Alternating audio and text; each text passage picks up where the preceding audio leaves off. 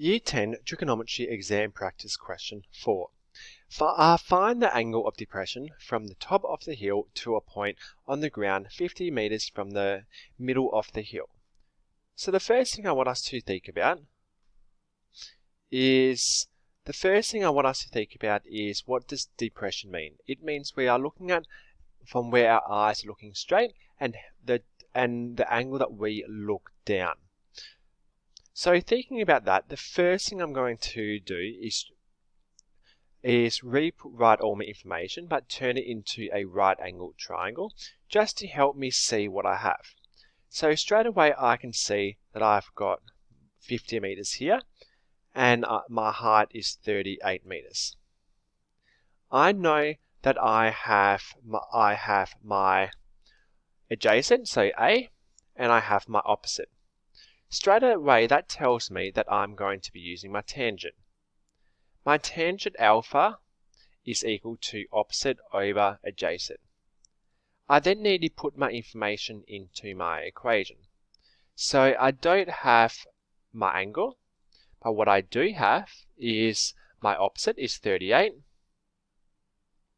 over 50, which is my adjacent.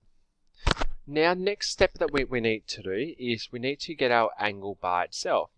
And to get our angle by itself, we need to use the inverse of tan. So it's inverse of tan, 38 over 50.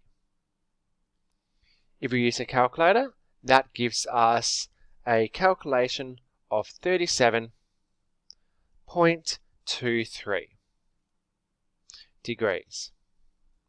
So now I've done that, that answers the first one, but then it says what is the angle of elevation from the point on the ground to the top of 38 meters. So that is this part here. Now, if we look at that, we understand our angles in relation to two parallel lines, which we have one on the top and on the bottom. These two angles will be identical. So that means our angle is going to be the exact same.